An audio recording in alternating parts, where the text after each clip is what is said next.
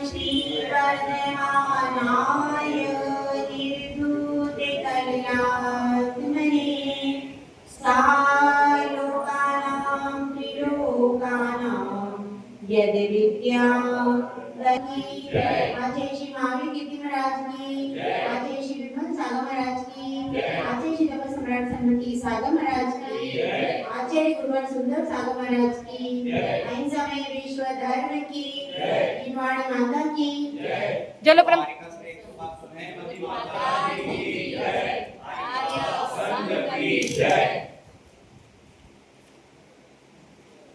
धर्म प्रेमी भव्या हर व्यक्ति पाप से दूर हटना चाहता है और पुण्य के फल को चाहता है। पाप के फल को कोई पसंद नहीं करता, लेकिन पाप का फल कब तक मिलता रहेगा? हाँ बताइए, पाप का फल हमको कब तक मिलता रहेगा? हाँ बताइए।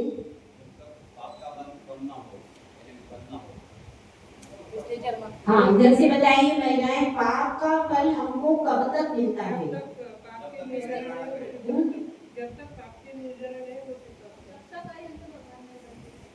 देखिए, पाप का फल हमें तब तक मिलता रहेगा जब तक हम पाप करते रहेंगे। जब तक हम पाप करते रहेंगे तब तक पाप का फल मिलता रहेगा, और जब हम पाप करना बंद कर देंगे, एक भी पाप कर्म हमारी सत्ता में नहीं होगा, उस दिन पाप कर्म का फल मिलना बंद हो जाएगा।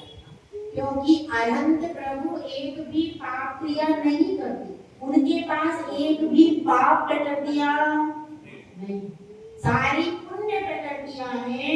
इसलिए पुण्य प्रकृतियां इतनी पावरफुल हो गई कि वहां पर असाधा वेदनीय नाम गोत्र आदि प्रकृतियां भी हैं।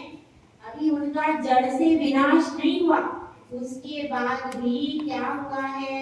उसके बाद भी वो असाधा वेदनीय उनको प्रभावित नहीं कर पाए। तो ऐसी ही दशा को हम सबको प्राप्त करना है, यही हमारा लक्ष्य है। अरिहंत और सिद्ध बनना है। मंगलाचरण जो किया जाता है उसका उद्देश्य क्या होता है? कि पाप कैसा हो जाए? पाप का शमन हो जाए और पुण्य का अर्जन हो जाए। मंगलाचरण में का उद्देश्य यही है, क्योंकि पाप को कोई भी चाहता नहीं है, इसलिए उस पाप का क्षय करने के लिए मंगलाचरण करते हैं। मंगलाचरण क्यों करते हैं? एक मुक्तक के माध्यम से अपन समझते हैं।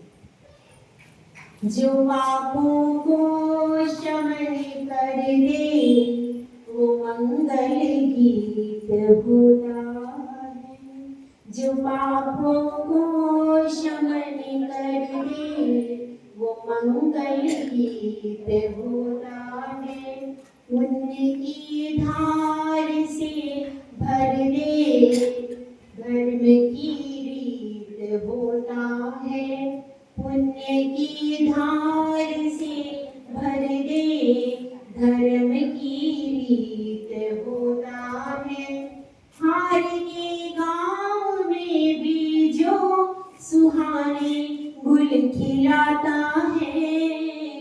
हार के गांव में भी जो सुहाने गुल खिलाता है। गुरु ही बस जमाने में हमारा मीत होता है। गुरु ही बस जमाने में हमारा मीत होता है। मंगलाचरण जो पापों को शमन कर देता है, जो पुण्य की धारा से हमारा रोम रोम, जो कि पापों की आग से प्रतिपल जल रहा था, जब पुण्य की शीतल धार पड़ती है तो वह रोम रोम खिल जाता है। तो ऐसे मंगलाचरण को यहाँ पर आचार्य श्री समंतभद्र भगवंत ने लिखा है, अपन उसका अर्थ पढ़ते हैं। आप सबके पास में प्रतियां होगी, इसमें देखिए नमः श्री वर्धमानाय। पहला शब्द क्या है? नमस्कार। नमः का अर्थ क्या होता है? नमः का अर्थ है नमस्कार के अर्थ में, तो यहाँ पर नमः का अर्थ क्या है? नमस्कार हो। फिर उसके बाद श्री शब्द है। श्री शब्द का अर्थ क्या होता है? लक्ष्मी से। लक्ष्मी से श्री शब्द को संबोधित किया जाता है। उसके बाद है वर्धमान है, वर्धमान स्वामी। इसका अर्थ क्या है? पहले अपन एक एक शब्द का अर्थ ले रहे हैं। वर्धमान का अर्थ है वर्धमान स्वामी अथवा अनंत चतुष्टय रूपी लक्ष्मी से समन्वित 24 भगवान, क्योंकि सभी वर्धमान हैं। वर्धमान जिनका चारित्र है, वर्धमान जिनका ज्ञान है, वर्धमान जिनका वीर है। इस प्रकार से 24 भगवंत अनंत ले सकते हैं अपन वर्धमान के अंतर्गत। उसके बाद आया है तीसरा शब्द निर्धूत। एक एक शब्द का अर्थ अपन लगा रहे हैं। निर्धूत का अर्थ होता है जिसने भली प्रकार से धो दिया है, नष्ट कर दिया। और उसके बाद आया है कलिल। कलिल मतलब कलंक। कलिल का अर्थ होता है पाप, कलिल का अर्थ होता है कलंक। तो कर्म रूपी कलंक को, उसके बाद आत्मने, जिसकी आत्मा ने, यद विद्या, यद विद्या का अर्थ क्या है? जिनका केवल ज्ञान। सा लोका नाम का अर्थ है लोक और अलोक से सहित। त्रिलोकानाम और 3 लोक से सहित। दर्पणायते का अर्थ है दर्पण के समान आचरण करता। यहाँ अपन ने शब्दार्थ पढ़ा, अब हम अन्वयार्थ से इसको सेट करते हैं। कैसे सेट करेंगे? जिनकी आत्मा ने, जिनका केवल ज्ञान, जिनकी आत्मा ने सबसे पहले लेंगे, जिनकी आत्मा ने कर्म रूप कलंक को निर्धूत, नष्ट कर दिया। जिनकी आत्मा ने आया है ना, आत्मा ने यानी जिनकी आत्मा ने निर्धूत कलित कर्म रूपी कलंक को धो दिया है, नष्ट कर दिया। वास्तव में जो कर्म होते हैं वह नष्ट होते हैं क्या? हाँ भाई, जब से बताइए, क्या कर्म वास्तव में नष्ट होते हैं? बताइए।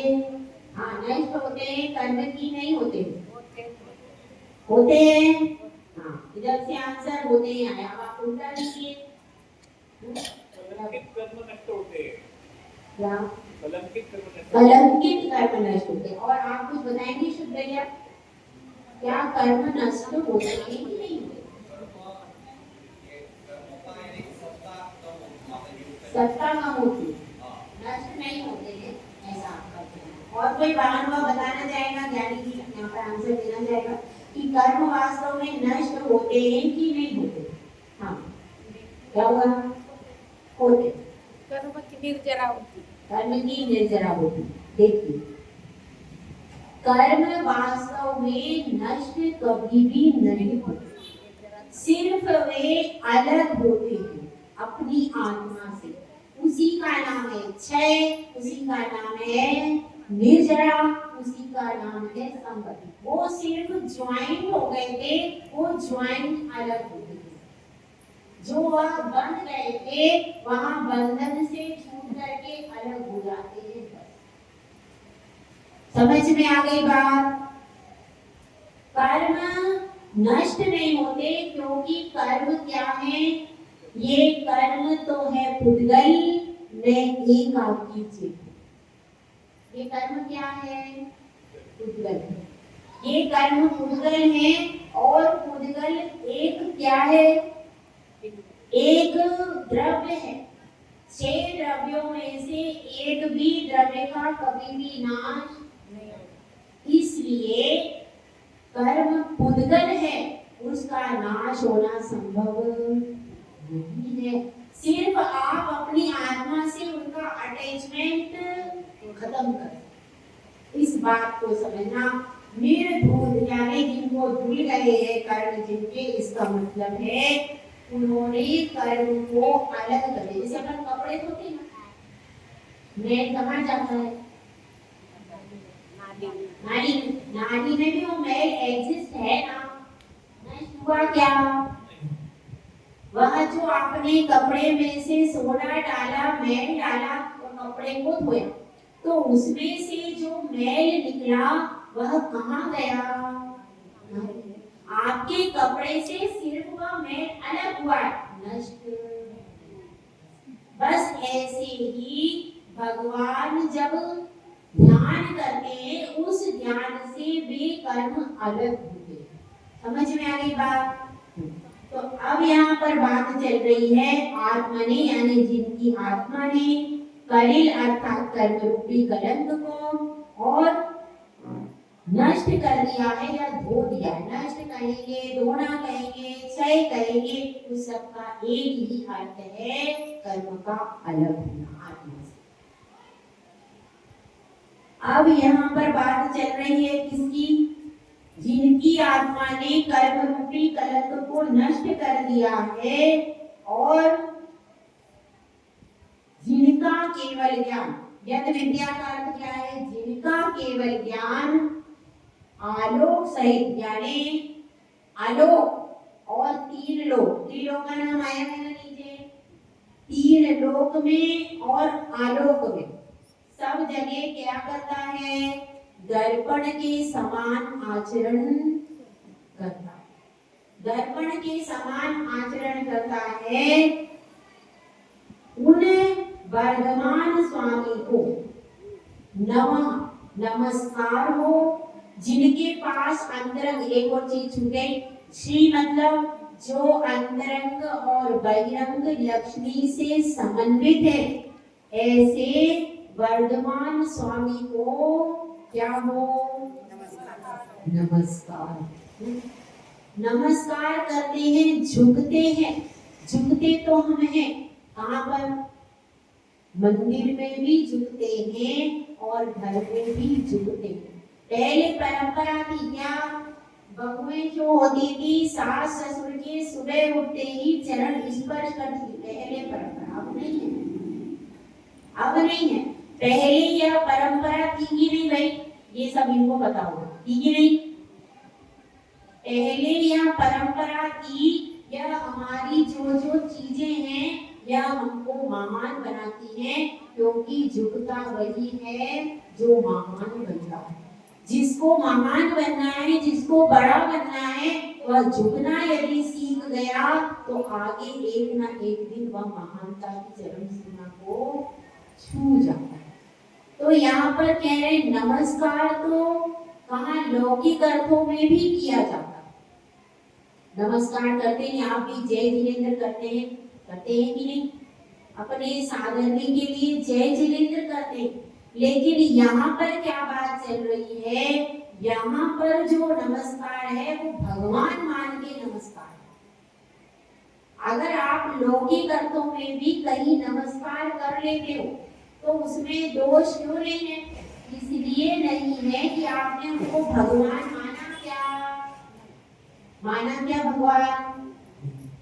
जब तक आपने भगवान नहीं माना तब तक आपने किसी को अगर जय जिनेंद्र कर दिया, यदि अपने घर में अपनी सास के चरण छू लिए तो कुछ गलत नहीं। क्यों? क्योंकि आपने उनको आदर सम्मान दिया, आपने उनको भगवान। जब आप भगवान मान के नमस्कार करोगे तब आपको मिथ्यात्व कर्म का बंध। समझ में आई बात? तो इसलिए यह समझना कि यहाँ पर जो नमस्कार किया गया है वह किसके लिए है? भगवान के प्रति नमस्कार है। निर्धूत कलिलात्मने से अर्थ है वीतरागता, जिन्होंने वीतरागता को प्राप्त कर लिया।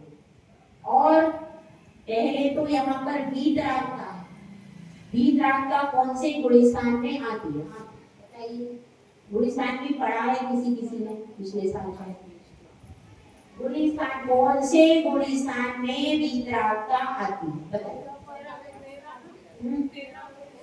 क्या? 13वें गुणस्थान में वीतरागता आती है। हाँ बेटे पुरुष लोग क्या बता रहे हैं? वीतरागता कहाँ पर आती है?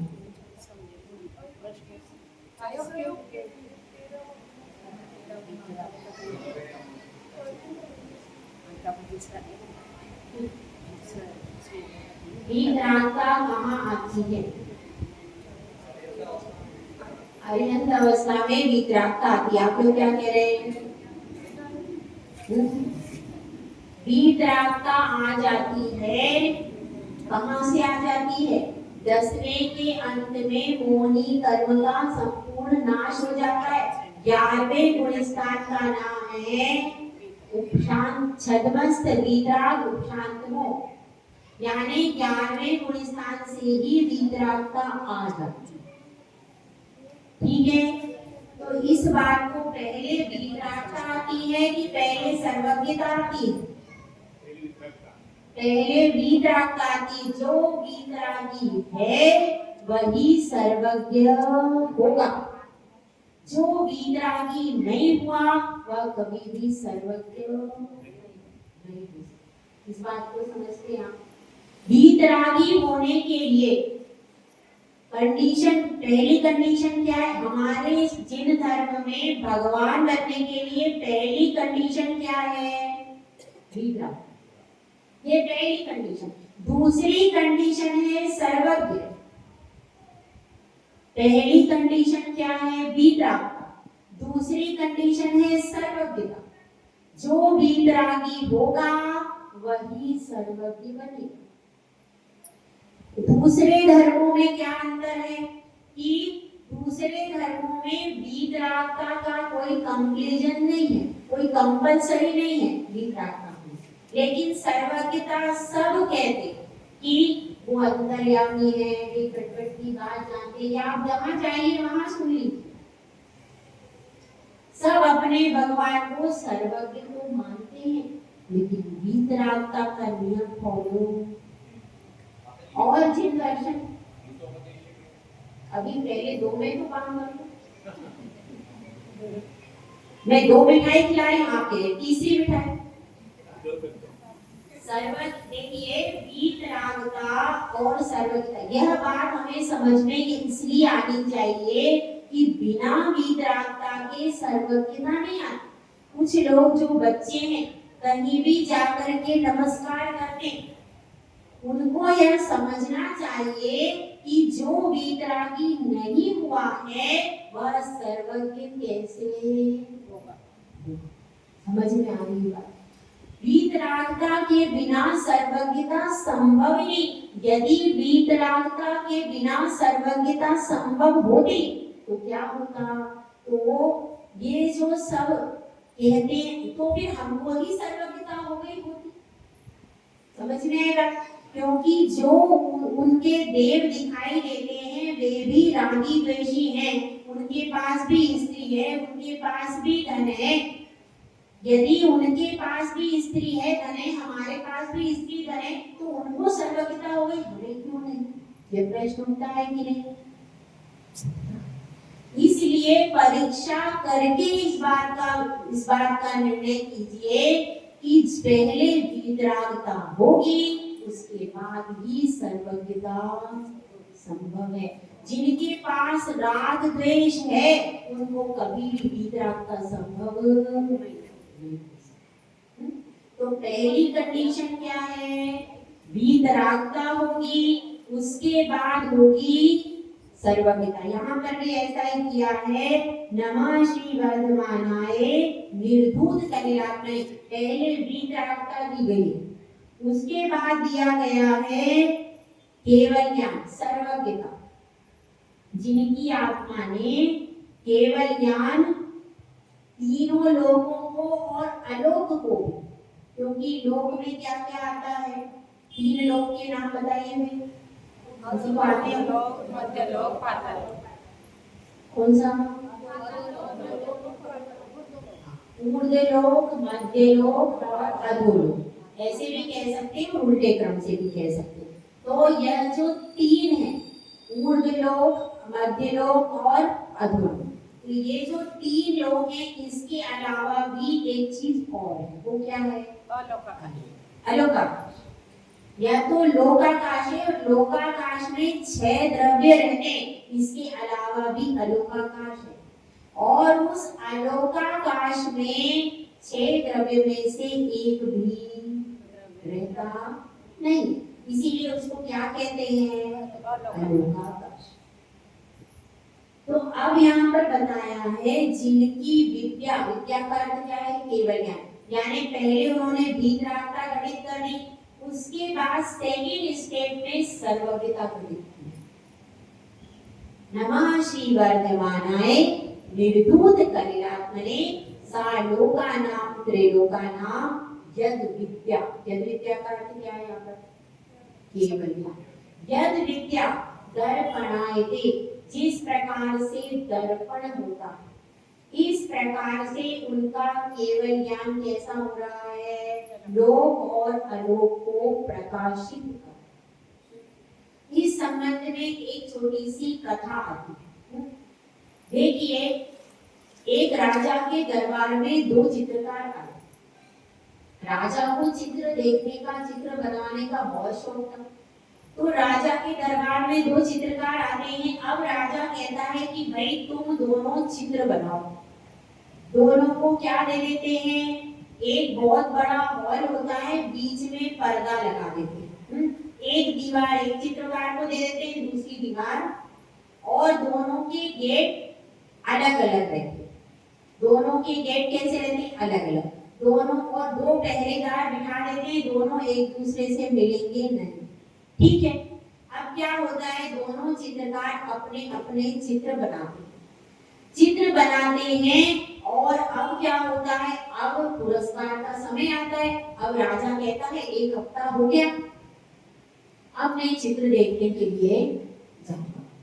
तो अब राजा के सामने चित्रकार भी कहता है हाँ मैंने भी चित्र बना दिया। दोनों कहते हैं हमने अपने अपने चित्र बना दिए, अब आप उसको फर्स्ट सेकंड बता दीजिए। राजा ने कहा ठीक है। राजा चित्र देखने के लिए जाता है, पहले चित्रकार का चित्र देखता है। चित्र देखकर राजा कहता है कि भैया फर्स्ट तो यही आएगा, तो इसका एकदम परफेक्ट चित्र है, इतने सुंदर रंग, इतनी सुंदर चित्रकारी मैंने आज तक देखी नहीं, तो फर्स्ट तो यही आने वाला है, इसमें कोई देख नहीं, पर अब दूसरे ने ये भी बनाया तो है, तो उसका भी मैं देख लेता हूँ। ऐसा कहकर के राजा दूसरी जगह भी जाता है। जब वह दूसरा चित्र देखता है तो उसकी आंखें फटी की फटी, बिल्कुल एकदम आश्चर्यचकित रह जाता है। अब जब राजा, तो मंत्री पूछता है राजन क्या बात हो गई, आपको इतना आश्चर्यचकित मैंने कभी नहीं देखा। तो राजा कहता है कि ये दोनों चित्रकार कभी आपस में मिले नहीं, इन्होंने एक दूसरे को देखा नहीं, फिर इसने हूबहू वैसा चित्र कैसे बनाया? जैसा चित्र पहला वाला है चित्रकार ने बनाया, सेम इसने बना दिया। ये तो कुछ दाम में कैसे बना लिया? सेम का सेम। कोई भी चित्रकार, 2 चित्रकार चित्र बनाएंगे तो कहीं ना कहीं कुछ ना कुछ अलग तो होगा। तो ये दोनों एक साथ चित्र कैसे बनाया? क्या इनको एक गुरु ने सिखाया है? क्या बात है? तो इस बात को अब सोचते हैं कि भाई चित्रकारों को बुलाया जाए। चित्रकारों को बुलाया जाता है तो सोचते हैं पहले पहरेदारों से पूछो कि इन्होंने दोनों ने कॉपी करी है, क्या चक्कर है? तो वह पहरेदारों से पूछता है कि भाई तुम्हें बताया गया था दोनों चित्रकार एक दूसरे से मिलने, क्या ये दोनों कभी एक दूसरे से मिले? तो पहरेदार कहते हैं नहीं राजा जी, हम तो दोनों टाइम बैठते थे बाहर, पहरा देते थे, और इनमें से एक ने एक दूसरे का मुंह भी नहीं देखा दोनों ने कभी। तो कहते हैं, तो मंत्री पूछता है, क्योंकि मंत्री ज्यादा चालाक होते, मंत्री पूछता है तुम ये बताओ ये किन चीजों से चित्र बनाता था पहला चित्रकार?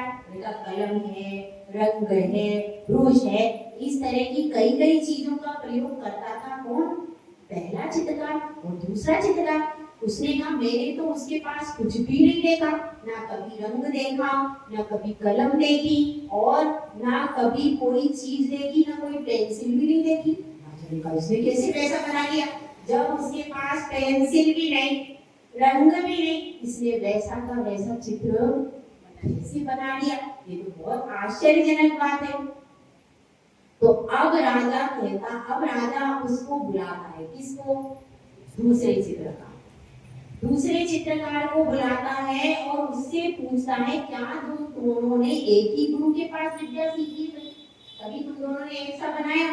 क्योंकि अगर तुम दोनों कहता है कि नहीं राजन, मैं तो इसको जानता ही नहीं और मैं तो इसके गुरु को भी नहीं जानता, मैंने तो इसको कभी देखा भी नहीं है, तो फिर तुम दोनों ने एक जैसा चित्र कैसे बनाया? जब राजा यह पूछता है तो दूसरा चित्रकार कहता है हे राजन, चित्र तो पहले वाले ने ही बनाया, चित्र तो पहले वाले ने ही बनाया है, मैं तो सिर्फ एक काम करता था, एक लोटा लेकर के रात दिन घिसता था, दीवार को घिसता जाता था और मैं, क्योंकि मुझे पता था जब पर्दा हटेगा तो वह चित्र मेरे दर्पण में झलक जाएगा।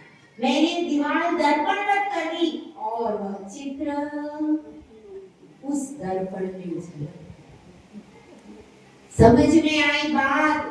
भगवान कुछ नहीं करते, वो कोई चित्र नहीं बनाते, लेकिन वो सिर्फ अपनी आत्मा को घिसते हैं, अपनी आत्मा को चमकाते, अपनी आत्मा से कर्म रूपी कलंक को हटाते। जब कर्म रूपी कलंक आत्मा में से हट जाता है तो तीनों लोग उनके सामने झलक, उनके सामने तीनों लोग झलक जाते हैं। फिर हम सोचते हैं कि यह चित्र कितना सुंदर है। तो इससे हमें क्या पता चलता है कि अगर आपको सुंदर चित्र बनाना है तो सबसे आसान तरीका क्या है? कर्मों को नष्ट करो, अपनी आत्मा को चमकाओ। यदि आपकी आत्मा चमक जाएगी, क्योंकि अभी तक अपन ने सिर्फ शरीर को चमका, शरीर को चमकाते रहे, धोते रहे, साफ करते रहे, आत्मा को साफ करने का अवसर ही नहीं आया।